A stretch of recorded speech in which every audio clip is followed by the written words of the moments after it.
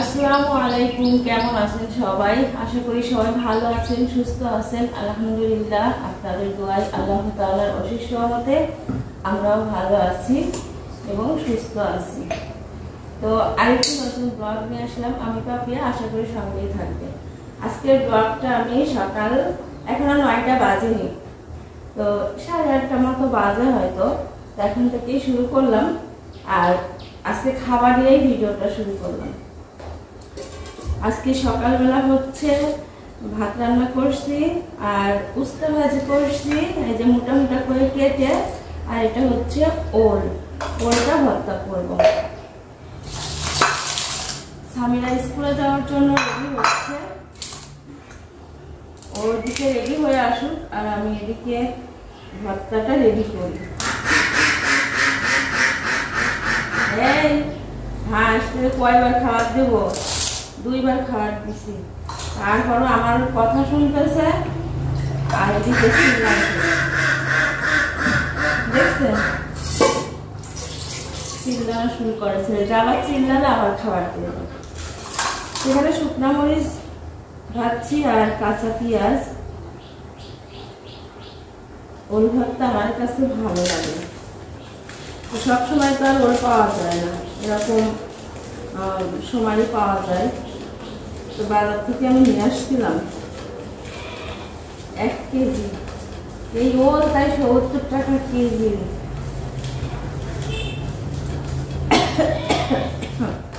শুকনা মরিচ ডলছি, ওই ঝাঁজটা গলা যাচ্ছে। এমনি ঠান্ডা লাগছে।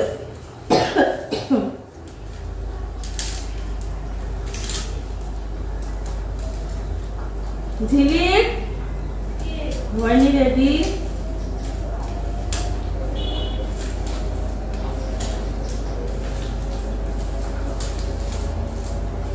সামিরাকে যদি বলি যে ভর্তা করো, তো বলে যে তুমিই ভর্তা করো, তোমার হাতের ভর্তাই ভালো লাগে।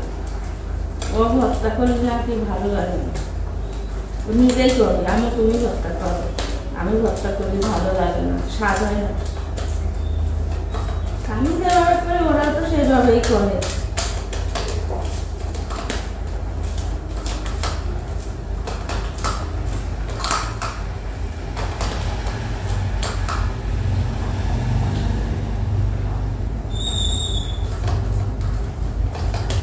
লবণ ঝাল সব পারফেক্ট, মানে আমাদের একটা রান্না করতে করতে একটা আইডিয়া হয়ে গেছে যে কতটুকু কোন জায়গায় কতটুকু পরিমাণ চিনি দিলে হবে।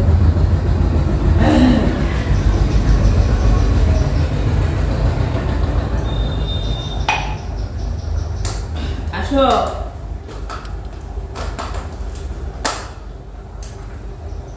একজনা কমেন্ট করছিল, আরিফ নামের এক ছেলে।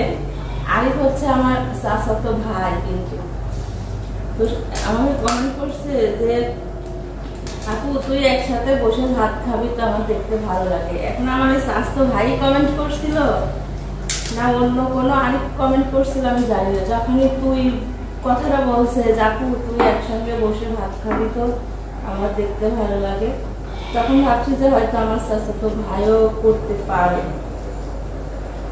তো আমি সঠিক না। এই ঝিলিক আসো, পরে রেডি হও। এইতে আমি একটু ভাত খেয়ে নেব, যেহেতু আর তো কেই নাই খাবার মধ্যে, আমি আসি। ইয়ে করো, আসো। এই যে মোটা মোটা করে ভাজি করছি, উস্তাটা মোটা করে ভাজি করলে বেশি মজা লাগে। আর একটু তেল বেশি দিতে, একটা ছোট বাটি দাও তো, এই ভর্তাটা রাখবো, এত ভর্তা তো খাবো না। আর নাই থাক, এই যে এই ভাজির পাশে রাখবো।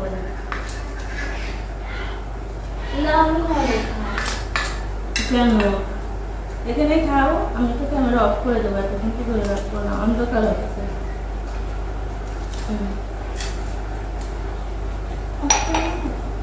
একটু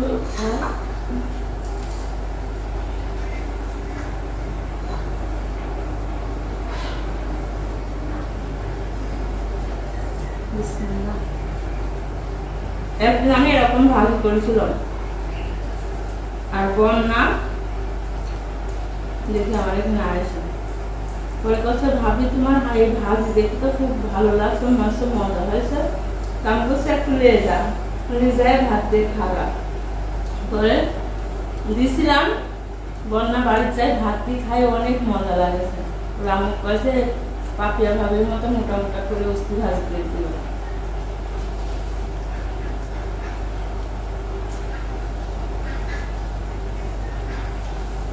ভালো লাগছে না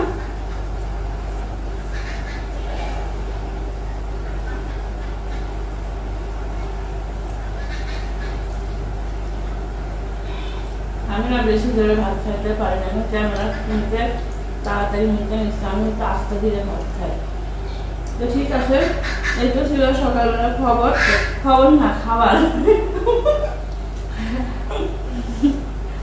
সকালবেলা খবর আর খাবার তো ক্যামেরা অফ করে দিয়ে অনেকক্ষণ ভিডিও করা হয়ে গেছে পরে আবার কিছু নিয়ে আসবো তুমি ক্যামেরা অফ করবা চুলা অফ করবা চুলার তুলে ভাত হাঁসের ভাত আকাশ হাসলে না আমরাও হাসি দেখেন আকাশি কালার আকাশ তার উপরে সাদা হালকা বাতাস কত সুন্দর লাগছে পরিবেশটা আর বৃষ্টি আসলেই মানে কেমন যেন একটা লাগে আর কি তো আমরা তো খাওয়া দাওয়া শেষ করলাম এবার আমার প্রাণীদের খাওয়াতে তো হবে তো চলে আসছি ছাদে আসার পরে এই যে কবুতরকে ছেড়ে দিলাম এই কবুতরগুলো আমার সুখ দুঃখের পায়রা ওদেরকে যদি আমি খেতে নাও দিই তাও ওরা আমার বাড়ি ছাড়া কোথাও যায় না আমি ওদের অনেক সময় অনেক কষ্ট দিই কিন্তু মানে খাবারের কোনো সময় খাবার থাকে না খাই মানে কোনো সময় এখন তো খুব ভালো খাবার দিতে পারি আমি কিন্তু কবুতর পালি অনেক আগের থেকে আমার সেই যখন কাঁচা মাটির ঘর ছিল সেই সময় থেকেই আমার বিয়ের মনে হয় 2-1 বছর পর থেকেই আমি এরকম কবুতর পালি তো এই কোথাও যায় না কত খাবারের কষ্ট হয়েছে ওদের থাকার কষ্ট হয়েছে তাও যায় না কবুতর সুখ দুঃখের পায়রা যেখানে ওরা ভালো পায় সেখানেই কিন্তু থাকে আবার দেখেন এমনও জায়গা আছে খুব সুন্দর ঘর আছে থাকার খাওয়া আছে কিন্তু ওই জায়গায় থাকে না কবুতর যতই চেষ্টা করুক তো যতদিন থাকবে আমি ওদের পালবো কোনো সমস্যা নাই তো এই যে ঘরের এই অবস্থা সব এলোমেলো এখন সব ভাঁজভুজ করে আলমারির মধ্যে রাখবো আসলে আলমারিটা একেবারেই চিপার মধ্যে রেখে দিচ্ছি মানে বের করি না ঘর রং করব এই জন্য আমরা বের করি না যে যখন মানে এখন বর্তমান যেখানে যা আছে সেরকমই আছে কিন্তু ওই রং করব তারপরে আমরা ঘরগুলো সুন্দর করে ফার্নিচার সাজাবো তো এখন হচ্ছে ঘরটারগুলো গোছাই ঝাড়ু দিয়ে এই দেখেন কত নোংরা বের করলাম ঘরের ভিতর থেকে এখন হচ্ছে বাহিরে ঝাড়ু দিয়ে দিই বাহিরে অনেক রোদ প্রথমে ভাবছিলাম যে বাহিরে না এখন দিব না ঝাড় তো ভাবছি যে থাক এখনই দিয়ে দিই আবার এই ঝাঁটা ফেলা থবো এখনই দিয়ে দিই আর ঝাঁটা না দিলে না কিরকম যেন মানে ঘুপসি লাগে অপরিষ্কার লাগে এই জন্য দেখছেন কত রোদ আমি বলছি না যে রোদের জন্য ঝাড় দিতে ইচ্ছে করলো না তারপরে এই যে অপরিষ্কার হয়ে আছে এই জন্য এই রোদের মধ্যে আবার ঝাড় দিতে আসলাম আমি রোদে যাইতে পারি না রোদে গেলে আমি অসুস্থ হয়ে যাই তো আমার মানে শরীরে এমন অসুখ আছে যা আমি কাউকে বলতে পারি না আর খুব কষ্টদায়ক অসুখ আমি নিজে ভোগ করি তো যাই হোক আল্লাহ যে হালে রাখছে সে হালেই থাকতে হবে তো ঝাঁটা দিয়ে দিচ্ছি আর হাঁস মুরগিগুলো আমার দিকে তাকায় আছে তাহিদের ঠান্ডা লেগে শরীরটা ভালো না তো স্কুল থেকে পরীক্ষা দিয়ে আসলো এখন আমি ওর জন্য এই যে চাক ভাজি করছি আর ভাত এটা হলো ও খাবে রাত্রেও ভাত খায়নি নাও ভাত নাও ওই ভাতটা ওকে দিলাম সকালে শাক ভাজি করছি তোমার আপুকে দেখাইনি তোমার আপু ভর্তা আর ভাজি দিয়ে ভাত দিছি, আর বেগুন ভাজি তোমার জন্য রাখি দিছি। খাও ভালোভাবে, বসো। না, খেতে পারবে না। বসো, ভালোভাবে বসো, বসি খাও। আস্তে আস্তে টিভি দেখো আর খাও।